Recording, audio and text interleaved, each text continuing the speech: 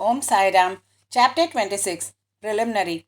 All the things that we see in the universe are nothing but a play of Maya, the creative power of the Lord. These things do not really exist. What really exists is a real absolute. Just as we mistake a rope for a garland or a stick for a serpent on account of darkness, we always see the phenomena, that is, things as they outwardly appear, and not the noumenon which underlies all the visible things. It is only the Sadguru that opens the eyes of our understanding and enables us to see things in their true light and not as they appear. Let us therefore worship the Sadguru and pray to him to give us the true vision, which is nothing but God vision. Inner worship. Hemant Pant has given us a novel form of worship. Let us, he says, use hot water in the form of tears of joy to wash the Sadguru's feet.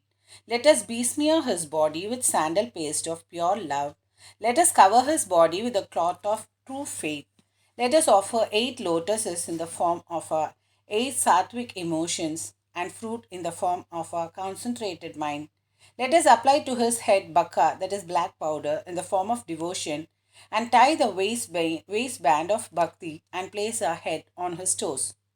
After decorating the Sadguru with all jewelry in this way, let us offer our all to him and wave charmer of devotion to ward off heat. After such blissful worship, let us pray thus: introvert our mind, turn it inward, give us discrimination between the unreal and the real, and non attachment for all worldly things, and thus enable us to get self realization. We surrender ourselves, body and soul, that is, body, consciousness, and ego. Make our eyes yours so that we should never feel pleasure and pain. Control our body and mind as you will and wish. Let our mind get rest in your feet. Now let us turn to the stories of this chapter. Bhakta Pant. Once it so happened that a devotee by name Pant, a disciple of another Sadguru, had the good fortune of visiting Shirdi. He had no mind to go to Shirdi, but man proposes one way and God disposes the other. He was traveling in a BBCI railway train where he met many friends and relations bound for Shirdi. They all asked him to accompany them and he could not say no. They alighted at Bombay while Pant got down at Virar. There he took the permission of his Sadguru for the Shirdi trip and after arranging for the expenses left with the party for Shirdi. They all reached the place in the morning and went to the masjid at about 11 a.m. Seeing the concourse of the devotees assembled for Baba's worship, they were all pleased, but Pant suddenly got a fit and fell senseless. They were all frightened, still they tried their best to bring him to his senses. With Baba's grace and with pitchers of water which they poured over his head, he regained his consciousness and sat upright as if he was just awakened from sleep. The omniscient Baba, knowing that he was a disciple of another Guru, assured him fearlessness and confirmed his faith in his own Guru by addressing him as follows: Come, what may leave not, but stick to your bolster, support, that is Guru, and ever remain steady, always at one ment, in union with him. Pant at once knew the significance of this remark, and thus he was reminded of his Sadguru. This kindness of Baba he never forget in his life. Harishchandra Pitale. There was a gentleman by name Harishchandra Pitale in Bombay. He had a son who suffered from epilepsy. He tried many allopathic and Ayurvedic doctors, but there was no cure. There remained only one way of remedy, namely resorting to the saints. It has been stated in chapter 15 that Dasganu, by his inimitable and splendid kirtans, spread the fame of Saibaba in the Bombay presidency. Mr. Pitale heard some of these kirtans in 1910 and learned therefrom and from others that Baba, by his touch and mere glance, cured many incurable diseases. Then a desire arose in his mind to see Sai Baba. Making all preparations and taking presents and fruit baskets, Mr. Pitale came to Shirdi with family, wife, and children. He then went to the masjid with them, prostrated before Baba, and placed his sick son on Baba's feet. No sooner Baba saw the child that an untoward thing happened. The son immediately revolved his eyes and fell down senseless. His mouth began to foam and his whole body began to perspire profusely, and it seemed as if he breathed himself out. Seeing this, the parents became very nervous and excited. The boy used to get such fits very often, but this fit seemed to persist long. Tears began to flow ceaselessly from the mother's eyes, and she began to wail, crying that her condition was like that of a person who, being afraid of the robbers, ran into a house which collapsed on him, or like a cow fearing a tiger, ran into the hands of a butcher, or like a traveler who, being tormented by the heat of the sun, went to take refuge under a tree which fell upon him, or like a devout person going for worship into a temple which collapsed upon him. Then Baba comforted her, saying, "Do not wail like this. Wait a bit. Have patience. Take the boy to your lodging. He'll come to his senses within half an hour." They did as directed by Baba and found that his words came true. As soon as he was taken into the Vada, the boy recovered, and all the Pitale family, husband, wife, and others were very delighted, and all their doubts disappeared. Then Mr. Pitale went with his wife to see Baba and prostrated himself before him very humbly and respectfully, and sat shampooing his legs and mentally thanking Baba for his help. Baba then smilingly said, "Are not all your thoughts, doubts, and apprehensions calmed down now? Hurry, the Lord will protect him who has got faith and patience." Mr. Pitale was a rich and well to do gentleman. He distributed sweetmeats on a large scale and gave Baba excellent fruits and pan. Mrs. Pitale was a very sattvic lady, simple, loving, and faithful. She used to sit near the post, staring at Baba with tears of joy flowing down from her eyes. On seeing her of an amicable and loving nature, Baba was much pleased with her.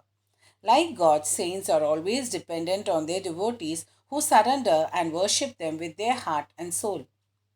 After passing some happy days in Baba's company, the Pitale family came to the masjid to take Baba's leave to depart. Baba gave them udi and blessings and called Mr. Pitale close by and said to him, "Bapu, I had given you before rupees 2. Now I give you rupees 3. Keep these in your shrine for worship and you will be benefited."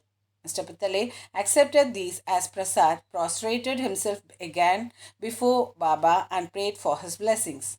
A thought arose in his mind that as this was his first trip to Shirdi, he could not understand what Baba meant when he said that he had given rupees 2 previously. He was curious to have this mystery solved, but Baba kept silent. When Mr. Pitale returned to Bombay, he narrated to his old mother all that had happened at Shirdi and the mystery about Baba's giving him rupees 2 formerly. The mother also did not understand the mystery, but thinking seriously about this, she was reminded of an old incident which solved the mystery. She said to her son, "As you now went to Saibaba with your son, so had your father done when he took you to Akalkot for the darshana of the Maharaj there many years ago. That Maharaj was also a Siddha, perfect yogi, omniscient and liberal. Your father was pure, devout, and his worship was accepted. He then gave your father rupees 2 for being kept in the shrine and worshipped. Your father worshipped them accordingly till his death, but thereafter the worship was neglected and the rupees were lost. After some years, the memory of these 2 rupees also disappeared, and now, as you are very fortunate, the Akalkotar Maharaj has appeared to you in the form of Sai Baba, just to remind you of your duties and worship, and to ward off all dangers. Now beware henceforth, leave off all doubts and bad thoughts, follow your ancestors and behave well. Go on worshipping the family gods and the rupees, appraise properly, and take pride in the blessing of the saints. Sai Samartha had kindly revived the spirit of bhakti in you, cultivated to your benefit." Hearing the remarks of the mother, Mr. Pitale was very much delighted. He came to know and was convinced about the all pervasiveness of Baba and the significance of his darshana.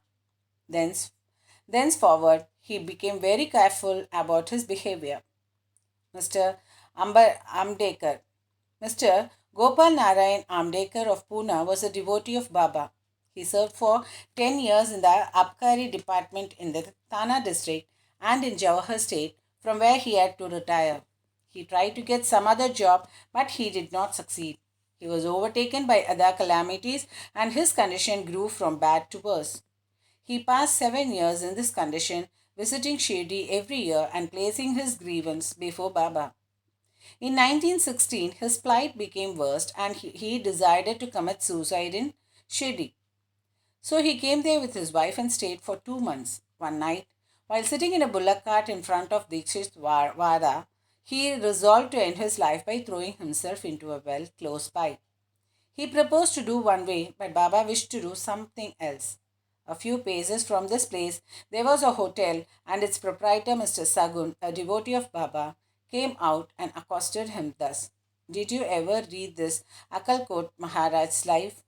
Amtekar took that book from Sagun and began to read it. Casually, or we may say providentially, he came across a story which was to this effect. During the lifetime of Akalkotkar Maharaj, a certain devotee suffered very much from an incurable disease, and when he could endure the agony and pain no longer, he became desperate and to end his miseries threw himself one night into a well.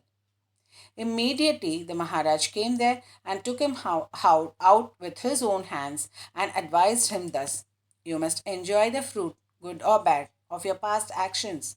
If the enjoyment be complete, won't help you.